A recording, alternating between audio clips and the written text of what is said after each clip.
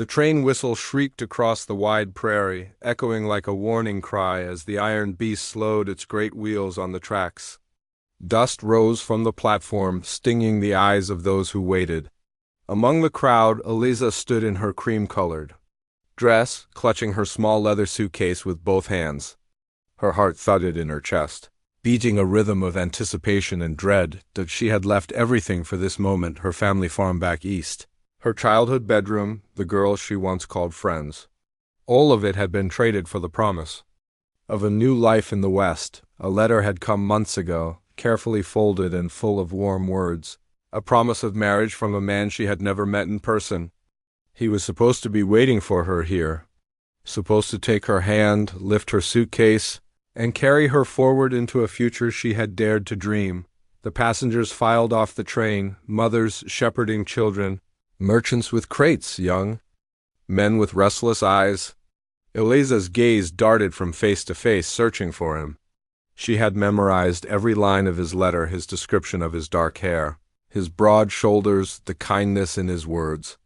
But as the platform slowly emptied, her excitement curdled into something else. Unease. The minutes stretched. People began to notice the white dress, the way she stood alone, waiting. Their whispers carried, no matter how low, mail order. "Bride, I reckon. Where's her fella, then? Poor thing. He ain't comin', is he?" Heat rushed to Eliza's cheeks. She lifted her chin, refusing to let them see the tremble in her lips. Of course he was coming. Perhaps his wagon had broken down. Perhaps he was delayed. Surely no man would write such letters, make such vows, only to abandon her in front of the whole town. The train hissed, belching steam before it began its slow crawl away from the platform. Eliza's heart sank with every clanking wheel that carried it into the distance. By the time it vanished on the horizon, the truth pressed against her chest like a stone. He wasn't coming. Her fingers ached around the handle of her suitcase. Inside, wrapped carefully, was her mother's hand-sewn quilt, her one luxury brought from home. How foolish she must look, dressed as a bride, waiting for a groom who never wanted her enough to show his face. The townsfolk dispersed, leaving behind their pitying glances and whispers sharp as knives. Eliza remained on the platform, staring at the empty tracks, her body refusing to move, though her mind screamed for escape. If she left now, where would she go? She had no family here, no money for a return ticket, no place to call her own.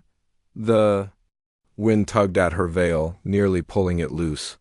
She caught it in trembling hands, then let out a shaky laugh, bitter, hollow, the sound of the heart cracking. This veil, this dress, this waiting, what a cruel picture she made. A bride with no groom. Her chest tightened, not just from shame, but from the heavy, crushing weight of rejection. She had gambled her entire future on a promise, and now she stood with nothing. The humiliation stung more than tears could ease.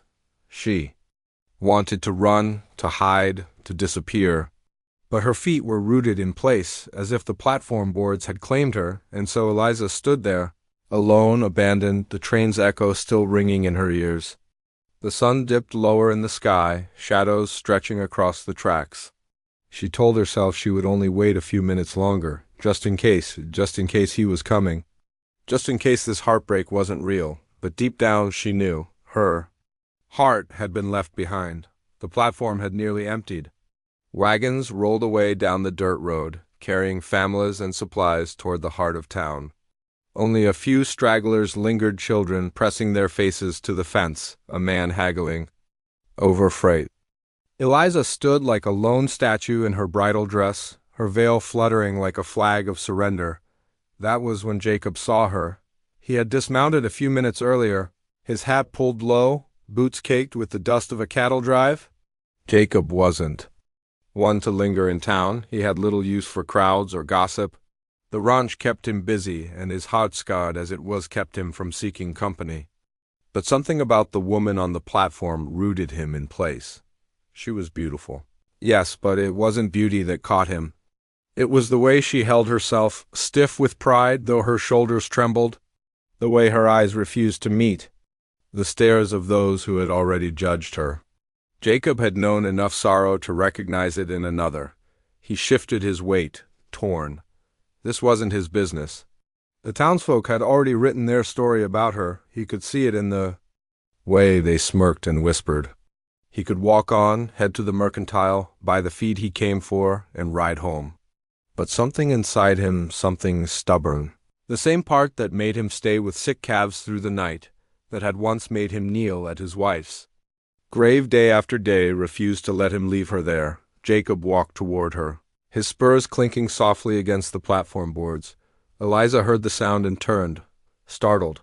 She had expected more townsfolk pity, another whisper she couldn't bear. Instead, she found a tall cowboy with kind, weathered eyes studying her quietly. "You waitin' on someone, ma'am?" he asked, his voice low and steady like a river moving through stone. Eliza swallowed, her throat tight. For a moment she couldn't answer. How could she confess aloud that she had been abandoned? That the man she'd pinned her entire life upon had left her stranded in a strange town, a fool in white? Her lips parted, but no words came. Jacob tilted his head slightly, reading the truth in her silence. His chest ached in a way he hadn't expected.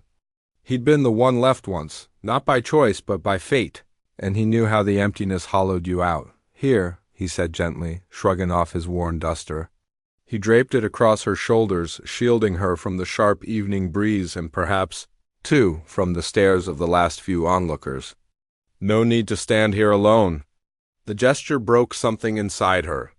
Eliza blinked hard, trying to stop the tears, but one slipped down her cheek. She caught it quickly, embarrassed. Her voice cracked. She tried again. "He didn't come." Jacob nodded once, simply. Not prying, not pitying, just acknowledging the weight of her words. Then he wasn't worth the weight. The firmness of it startled her.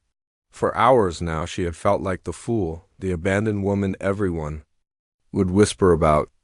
And yet this stranger, this cowboy with tired eyes, spoke as though the fault lay not with her, but with the man who had broken his promise. Eliza lowered her gaze, whispering, "I don't know what to do."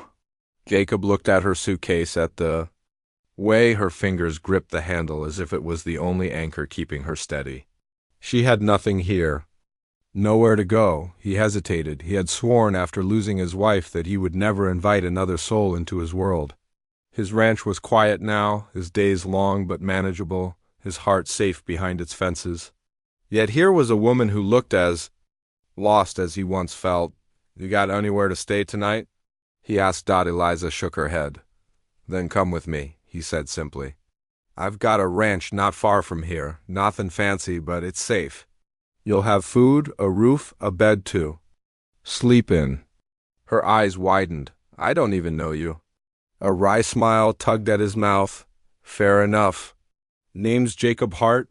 Been ranchin' these parts near all my life. And you're right, you don't know me. But I figure you've had your share of unkindness today. Let me offer you something different." Eliza searched his face. He wasn't handsome in the polished way men back east sometimes were.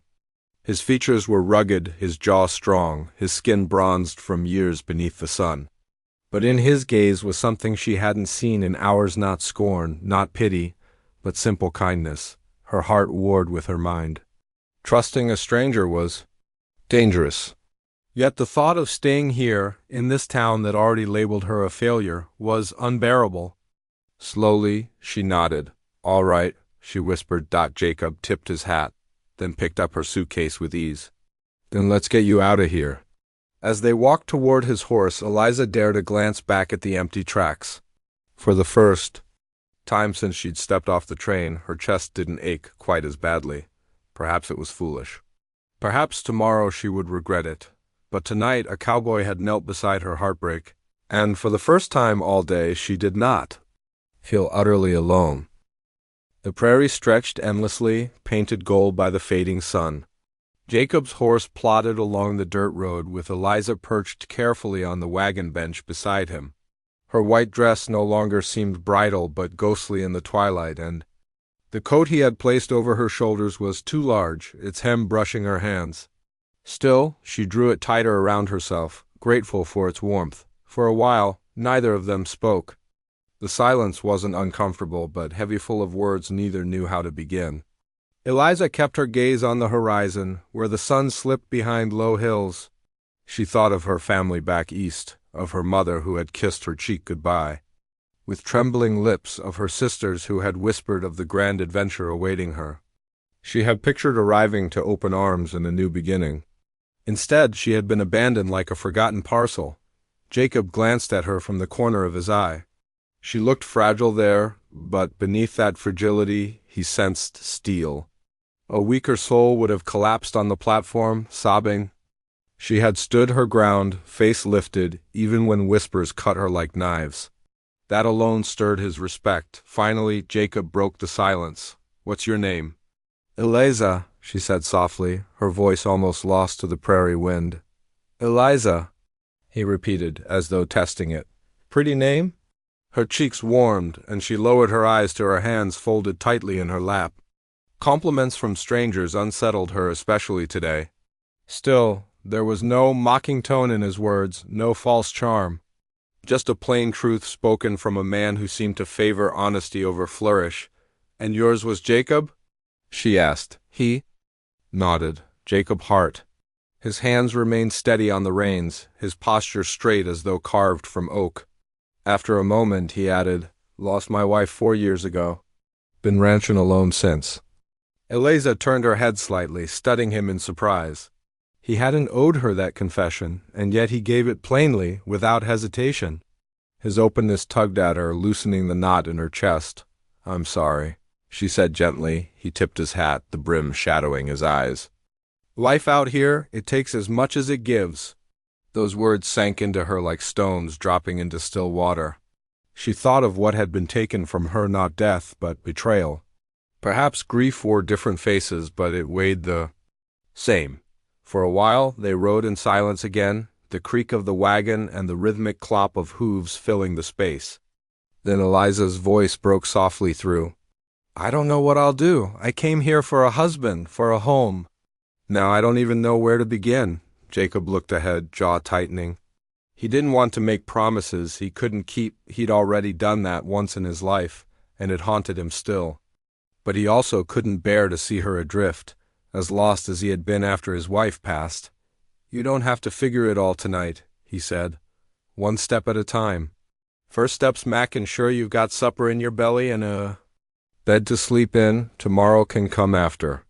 Eliza exhaled, a small sigh of relief. His words grounded her, simple but steady, like posts hammered into the soil. For the first time since stepping off the train, the panic in her chest eased enough for her to breathe without pain. She glanced at him again, at the way the fading light cut sharp against his profile, rugged, worn, a man who had lived through storms and stood upright still. Something about that steadiness drew her like a moth to flame. "Why did you stop?" she asked suddenly. He turned his head slightly, brows furrowing. "What do you mean?" "At the station," she clarified, her voice trembling. "Everyone else, they just watched," they whispered. "Why did you stop for me?" Jacob was quiet for a long moment. His hands flexed once on the reins. When he answered, his voice was low, edged with memory. "'Cause I know what it's like to be left. Standing alone." The simplicity of the answer struck her deeper than any elaborate speech could have. Eliza's throat tightened, and she turned away, blinking hard against tears. But for the first time, they weren't tears of humiliation. They were tears of understanding. The wagon crested a hill then, and Jacob pointed toward the horizon. "There," he said. "That's my place." In the distance, nestled among the rolling fields, stood a ranch house, simple, sturdy, with smoke rising from its chimney. It wasn't grand, but it looked like what her heart had ached for all along: shelter, safety. And though she had only just met Jacob Hart, Eliza felt the faintest stirrings of something she hadn't dared to hope for since stepping off that train belonging. The ranch came into view as the last blush of sunset spread across the sky, painting the clouds in streaks of crimson and violet. The land stretched wide and open, framed by fences that ran like stitched lines over the earth. A corral stood to one side, a few horses shifting restlessly within, their coats glinting in the fading light. Chickens clucked lazily near a small coop, and a lone barn stood solid and weathered, its boards dark with years of storms. To Eliza, it wasn't just land and buildings, it was a promise. A place still alive, still working, still standing. Something her own heart longed to do. Jacob glanced at her as the wagon rolled through the gate. He noticed how her eyes widened, not with judgment but with a quiet awe. He had half expected her to see the chipped paint and patched boards, the rough edges of a ranch run by one man alone, and shrink from it. Instead, she seemed almost comforted by its imperfection, as though the place itself knew something about surviving hardship. They stopped in front of the house, a modest structure with a porch that creaked under Jacob's boots as he helped her down. Eliza's legs felt stiff, both from the ride and from the weight of everything she had carried that day. When her feet touched the ground, she nearly faltered, but Jacob's hand steadied her just a brief touch, warm and strong, before he let go. Not much, he said, glancing at the house, but it keeps the rain out. Eliza shook her head softly. It's more than I expected tonight.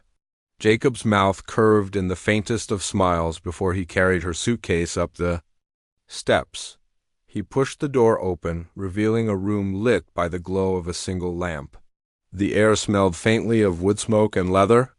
It was simple, a sturdy table with 2 chairs, shelves lined with tin plates and cups, and a quilt folded neatly over a rocking chair in the corner. To Eliza, it was not bare, it was welcoming. She had braced herself for coldness, for silence, heavy as stone. Instead, warmth seeped into her bones the moment she crossed the threshold. Jacob set her suitcase down and cleared his throat. You can have the bedroom. I'll take the cot in the barn tonight. Her eyes widened. Oh, no, I couldn't take your bed. You've already done too much. He shook his head, his voice firm but kind. You need rest more than I do.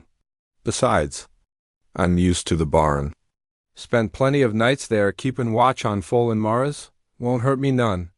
Eliza wanted to protest further, but she saw the resolve in his gaze and let it rest. Gratitude swelled in her chest, a lump forming in her throat. Jacob moved toward the hearth, kneeling to stir the embers back to life. There's stew left from earlier. Won't win any prizes, but it'll fill your stomach. Her lips trembled into the faintest smile. Stew sounds like heaven right now. As the stew heated, Alyssa wandered the room with careful steps. Her fingers brushed over the quilt, over the wooden frame of the rocking chair. Each object felt touched by care, even in its simplicity. She thought of how lonely he must have been, tending this home without another soul to share it with. And yet nothing about the place felt abandoned. It felt waiting. Jacob set 2 bowls on the table, his movements practical, unembellished. Eliza sat across from him, the steam rising from her bowl curling between them. For a while they ate in silence, the only sounds the clink of spoons and the soft crackle of fire. Yet the quiet between them was not the aching silence of the train station, it was gentle. A space where weariness softened. When Eliza finally looked up, she caught Jacob studying her, though he quickly dropped his gaze back to his stew. What? She asked softly, almost teasing. He hesitated, then said, Nothin'.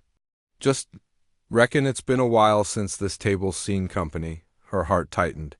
She knew he wasn't speaking only of the table. Setting her spoon down, she met his eyes across the lamplight. Thank you, Jacob, for all of this. You didn't have to help me. You don't even know me.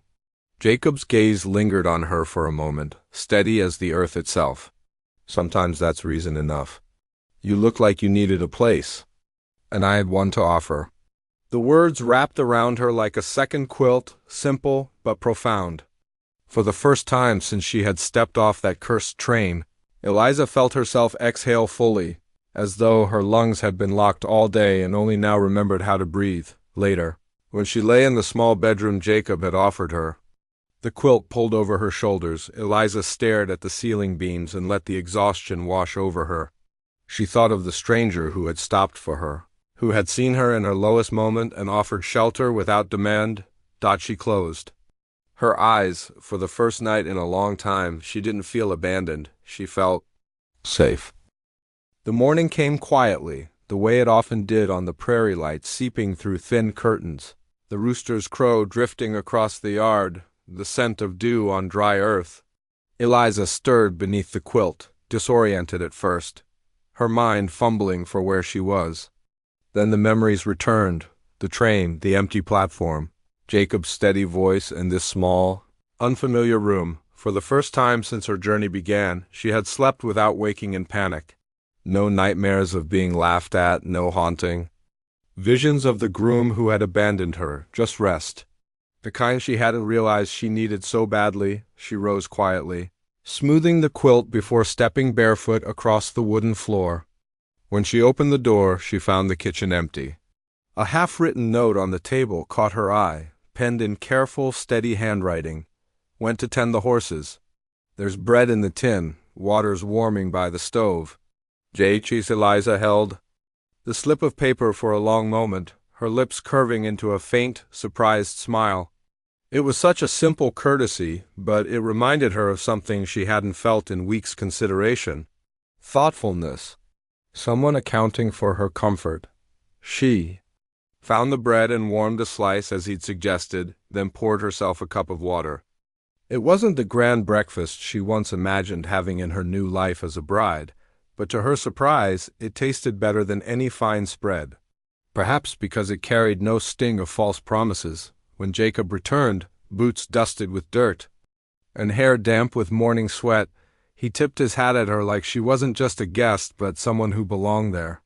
"Mornin'," he said, voice deep and even. "Good morning," she replied softly, her cheeks warming under his steady gaze. He busied himself with removing his gloves, setting them neatly by the door. "Didn't let the bread burn, I hope?" She shook her head, almost laughing. "No, you gave clear instructions." That small exchange settled into the air between them like the most natural thing in the world. The day unfolded gently. Jacob went about his chores, feeding the horses, mending a broken fence post, checking on the cattle, and Eliza, after hesitating, offered her hands to help. At first, he resisted. "Don't want you wearing yourself out," he said, glancing at her small frame. But Eliza only lifted her chin with quiet determination. "I've been idle long enough. Let me help."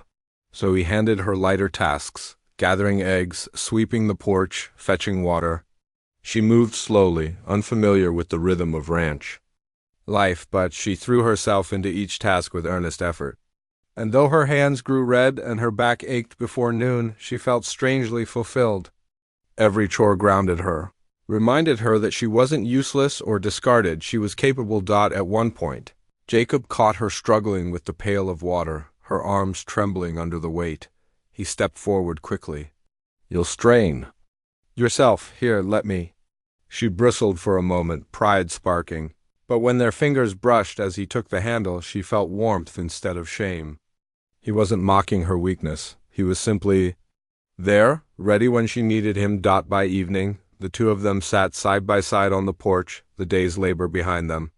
The air was sweet with the scent of hay and cooling earth. Jacob leaned back in his chair, watching the horizon where the sun melted into shades of gold and rose. Eliza, tired but strangely light-hearted, pulled the borrowed shawl tighter around her shoulders. "It's beautiful," she murmured, her voice carried by the evening breeze. Jacob gave a small nod. "Never gets old. Some nights it's the only thing that reminds a man what he's working for." She glanced at him, curious. "And what is it you're working for?" His eyes stayed fixed on the horizon, his jaw set in thought. "Peace, I suppose, a bit of steadiness.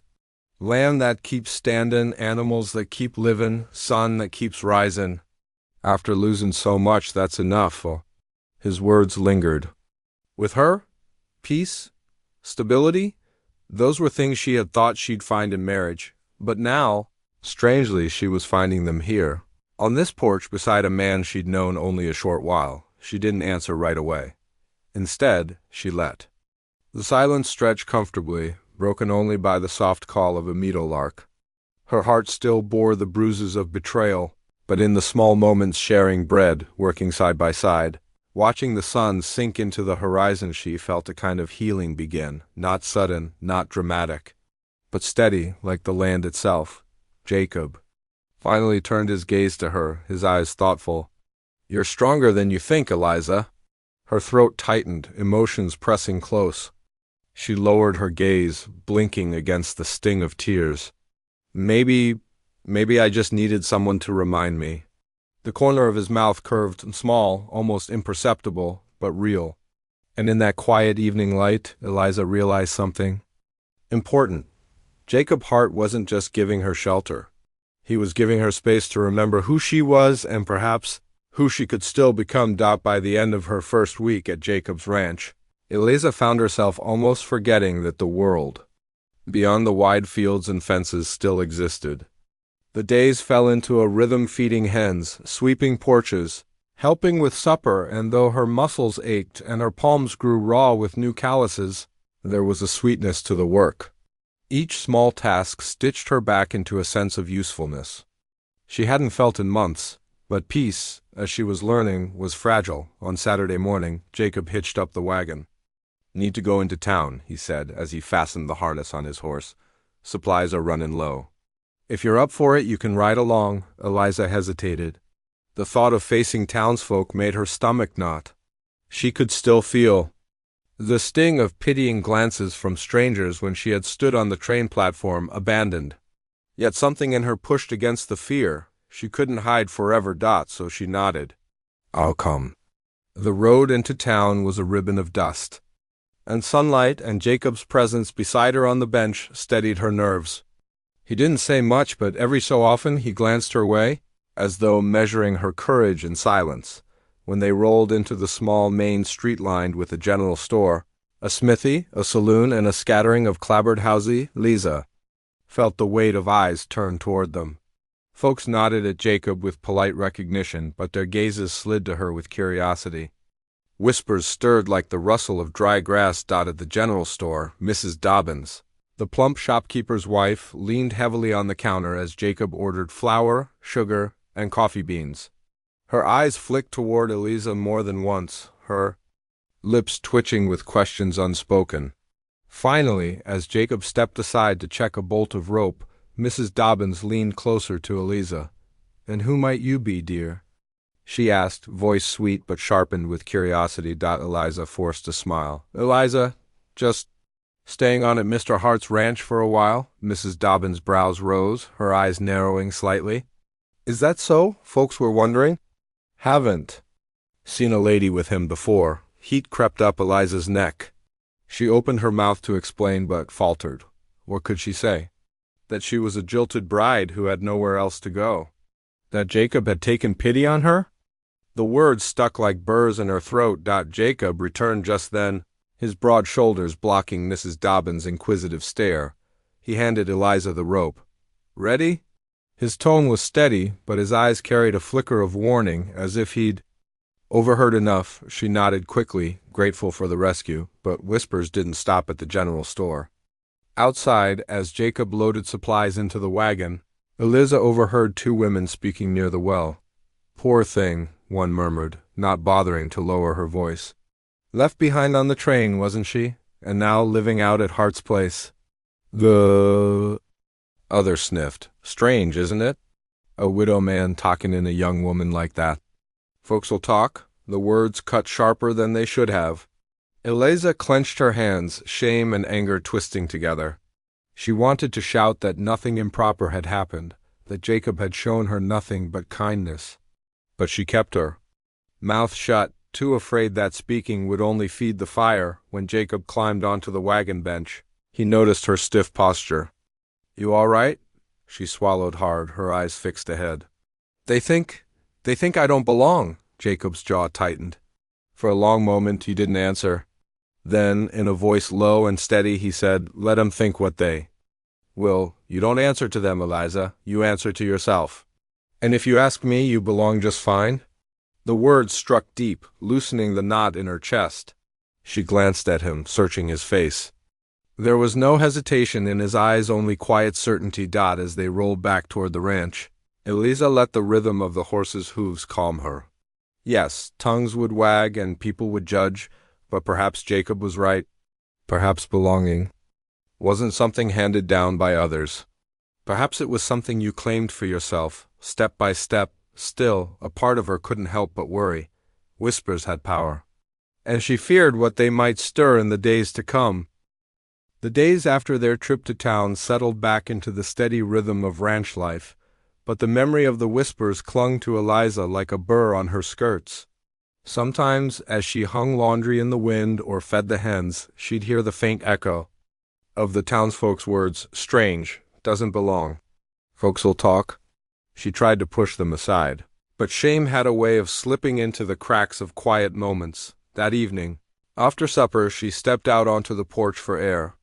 The prairie stretched endlessly in every direction, the sky vast and glittering above. Stars shone sharp and clear, unsoftened by the glow of city lamps, as though the heavens themselves had spilled diamonds across a dark velvet cloth.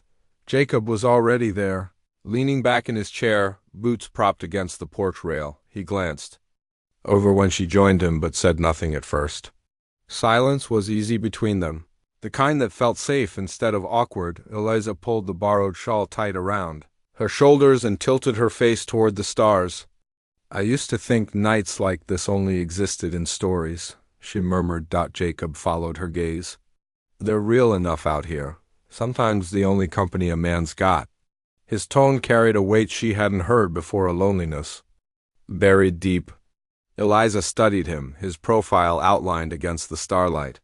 He was strong, steady, but behind his silence was a sorrow she hadn't yet named. "Do you ever get tired of the quiet?" she asked softly. He let out a low breath, almost a laugh, but not quite. "Used to think I never would. Then the house got emptier than I cared to admit." Her heart tugged. She hesitated, then asked, "Was it hard, losing your wife?" Jacob's hand stilled against the arm of his chair. For a long moment she thought he wouldn't answer. Then, in a voice roughened by memory, he said, "Harder than I got words for." Sarah was— his jaw tightened. She was gentle. She loved this land even when it gave her nothing but drought and dust.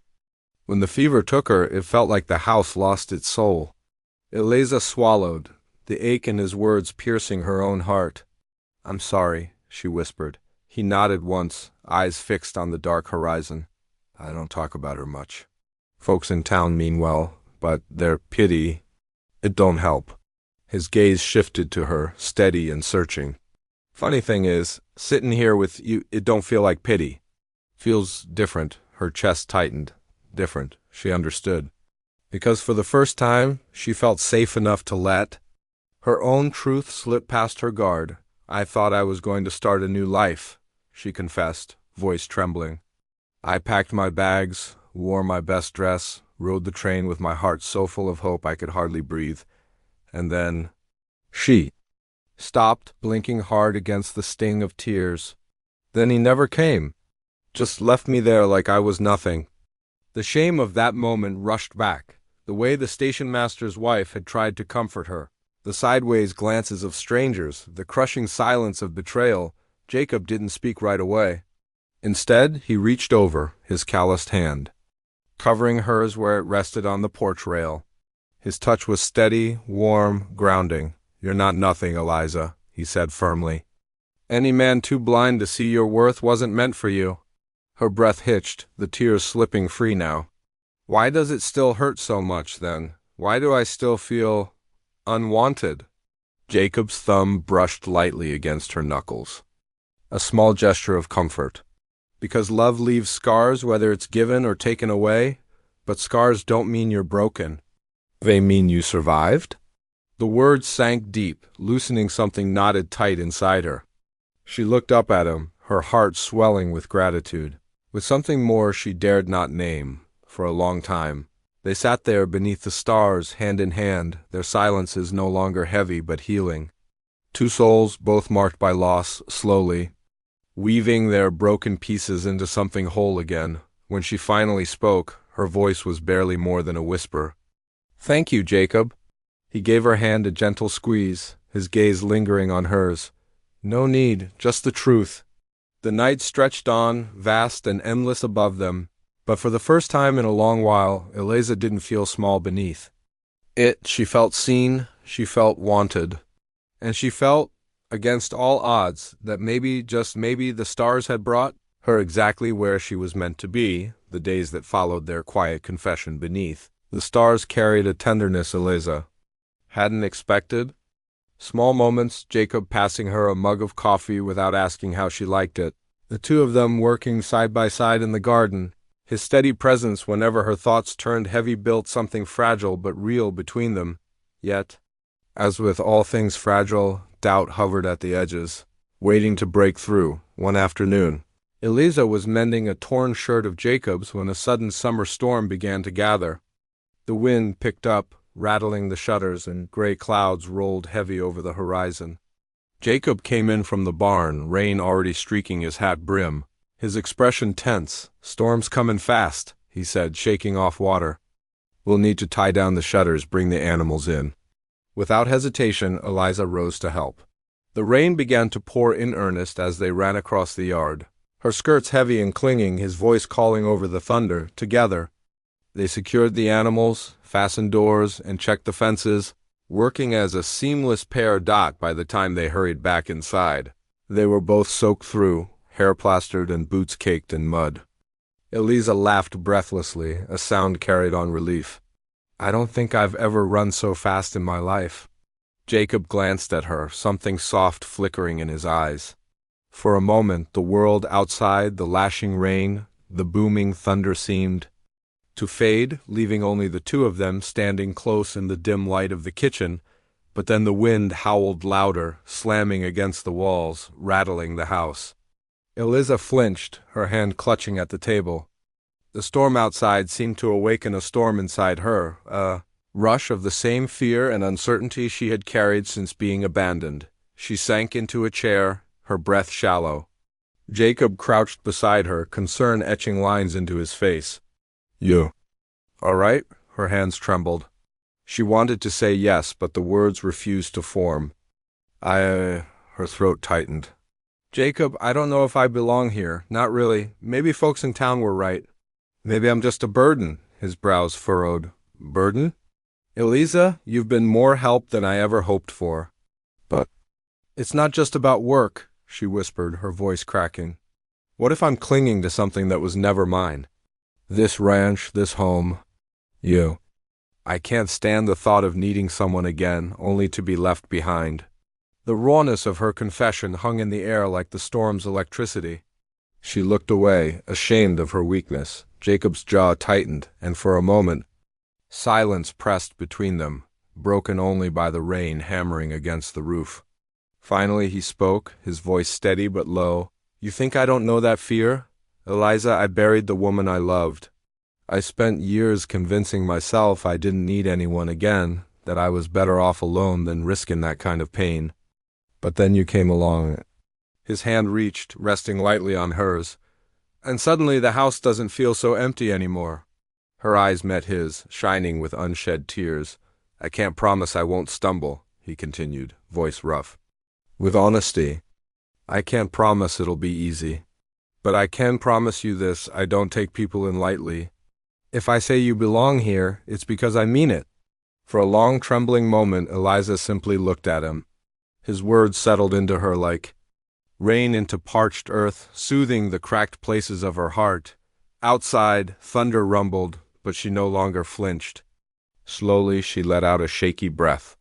"I don't want to be afraid anymore," she whispered. Jacob's lips quirked into the faintest smile. "Then don't be. We'll weather it together." And as the storm raged on outside, Eliza felt a strange, steady calm take root inside her. For the first time since stepping off that train, she allowed herself to believe in the possibility of staying, not just surviving, but truly belonging. The storm passed by morning, leaving the land washed clean. And though doubts still lingered, Eliza carried with her the memory of Jacob's words like a lantern in the dark. "We'll weather it together." The storm had swept through the land, leaving the ranch washed clean, the air sharp with the scent of rain and earth. The prairie grass glistened under the morning sun, every droplet catching light like a jewel. For Jacob, the calm after the storm felt like a blessing, as though the land itself had been renewed. For Eliza, it felt like a reflection of her heart still trembling, but lighter, steadier. In the days that followed, she noticed Jacob watching her differently. Not with pity, nor the guarded distance he had worn for so long, but with something deeper. something she almost feared to name. One evening, after supper, Jacob asked her to walk with him. The air was cool, the sky painted in streaks of gold and violet.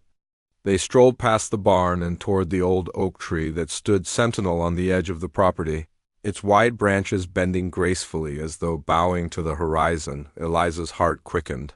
She sensed something in his silence, the way his hand brushed against hers as though wanting to hold it but not daring.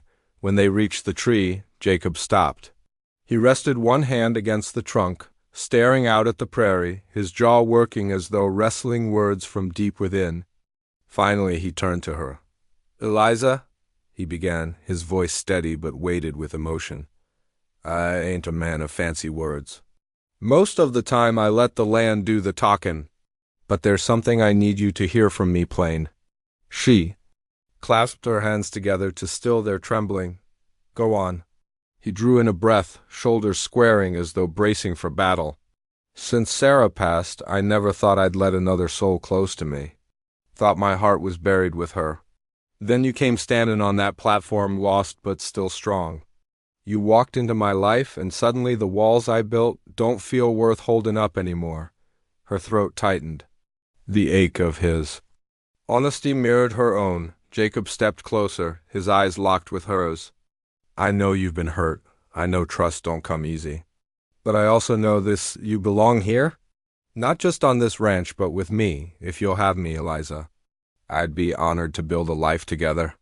Not as master and a helper, not as two broken souls leaning on each other, but as husband and wife." The words hit her like a wave. For a moment she couldn't breathe. A proposal, not of convenience, not of desperation, but of the heart. Tears welled in her eyes. She thought of the train platform, of the emptiness she had carried since that day, of the whispers in town, of every moment she had questioned her worth. And now this man, strong and steadfast, was offering her not pity, but love, but fear. Still clung stubbornly. Her voice trembled as she asked, "Jacob, what if I'm not enough? What if the scars I carry make me a burden you'll regret?" His answer was immediate, firm. "Eliza, you are enough. More than enough. And I'll tell you, because when you laugh, this house feels alive again. Because when you tend to the animals, or hum while you sew, or just sit quiet beside me, you bring peace I thought I'd lost forever. That ain't a burden, that's a blessing."